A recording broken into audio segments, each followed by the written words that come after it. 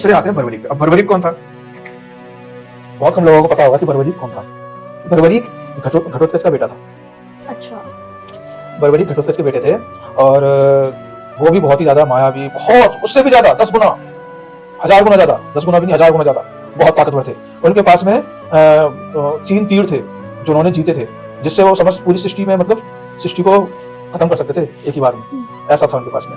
तो बर्बरीक तो भाई श्री कृष्ण भगवान यही देख रहे। ऐसा था कि बर्बरीक को उनके गुरु ने यह बोला था कि तुम जिसकी तरफ से भी लड़ना, तुम हमेशा एक कमजोर की तरफ से लड़ना, ठीक है, कमजोर की तरफ से लड़ना हमेशा।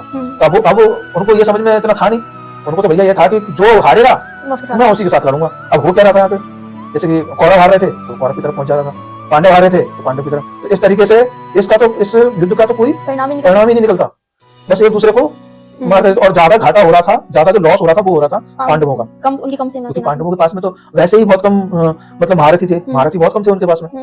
तो भाई ये चीज वो देख रहे होते हैं, भगवान श्री कृष्ण वो देखते हैं कि भाई यार ये तो कुछ गड़बड़ी हो रहा है। हाँ। अगर ये इस तरीके से करता रहा तो भाई हम तो किसी भी हालत में नहीं जी सकते। तब जाके वो उन्हें अपने पास में बुलाते हैं। जब खत्म हो जाता है ये युद्ध खत्म हो जाता है, शाम हो जाती है, तब बुलाते हैं। तो बोलते हैं कि भाई वो भी ब्राह्मण वेश में बुलाते हैं।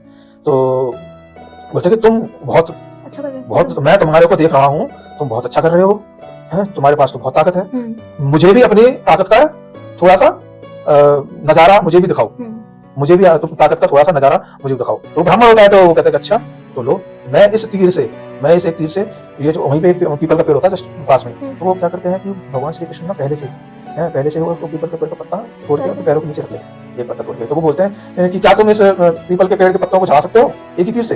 हाँ बहुत आराम से, मैं तो बहुत आराम से चढ़ा सकता हूँ। तो वो सारे मतलब एक ही तीर चलाता है तो सारे चढ़ जाते हैं। फिर दूसरे में क्या तुम इन सभी पत्तों में छेद कर सकते हो? हाँ मैं कर सकता हूँ, हर एक पत्ते को मैं भेज सकता हूँ। तो जैसे वो भेजता जब सारे पत्तों में छेद कर देता है, तो वैसे ही वो लास्ट में आके तीर उन ब्राह्मण के पैर में जाके लगता है, जिस पैर के नीचे उन्होंने पत्ता छुपाया हुआ था। तो जब वो पैर हटाते हैं तो देखते हैं कि अरे भाई इसमें छेद कर दिया, ठीक है। अब यहाँ पर बर्बरीक आ जाता है टेंशन में। मैंने कहा भाई इनको तीर लग गया, मेरा ये तीर इतना खतरनाक, इतना शक्तिशाली है कि अगर मैं ऐसे किसी भी इंसान पे चला दूं, किसी बहुत बड़े महारथी पे भी चला दूं, तो वो भी उसी टाइम अपने प्राण त्याग देगा, उसी वक्त अपने प्राण त्याग देगा। और इनको तो कुछ भी नहीं हुआ, इनको तो बस थोड़ा सा रक्त ही निकला है बस। तो वो उसमें आ जाते हैं। इतने में वो बोल पड़ते हैं, ब्राह्मण बोल पड़ते हैं कि मुझे बहुत मजा आया तुम्हारा ये नजारा देख के, मुझे तुमसे भिक्षा चाहिए। क्या? मुझे अपना ये सिर दे दो काट के।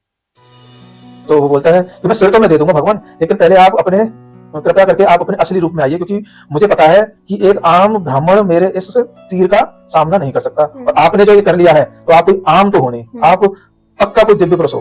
तो वो इतना सुन के वो अपने असली रूप में आ जाते हैं। जैसे ही वो अपने रूप में आ जाते हैं वैसे वो उनके पैरों में गिर जाते हैं।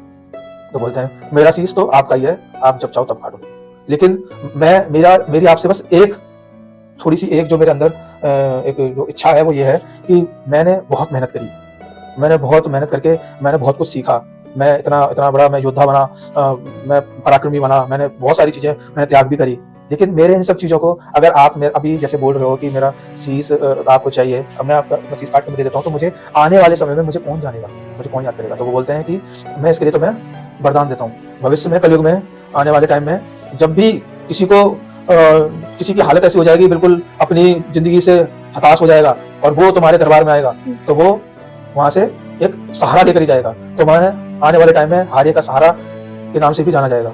तो इस तरीके का वो मतलब उनको वरदान दे देते हैं। दूसरा जो आजकल लोग खाटू श्याम जी हैं, हाँ, जो हमारे जो खाटू श्याम जी हैं वही बर्बरीक थे, उन्हीं के लिए हारे का सहारा खाटू श्याम बाबा हमारा ऐसे करके कुछ है, वो मुझे प्रॉपर पता नहीं है। तो और दूसरा वो ये बोलते हैं कि भगवान मैंने आज तक ऐसा युद्ध मैंने नहीं देखा, और ना ही ये युद्ध युगों में होते हैं, युगों में ये 1-2 बार ये युद्ध होते हैं, अदरवाइज ये होते नहीं है। तो मुझे ये युद्ध पूरा देखना है। तो उसके लिए फिर वो भगवान श्री कृष्ण बोलते हैं कि कोई दिक्कत नहीं है, मैं तुम्हारा ये शीश काट के मैं वहीं पे पास पहाड़ी पे रख दूंगा, वहां से तुम पूरा युद्ध देखो।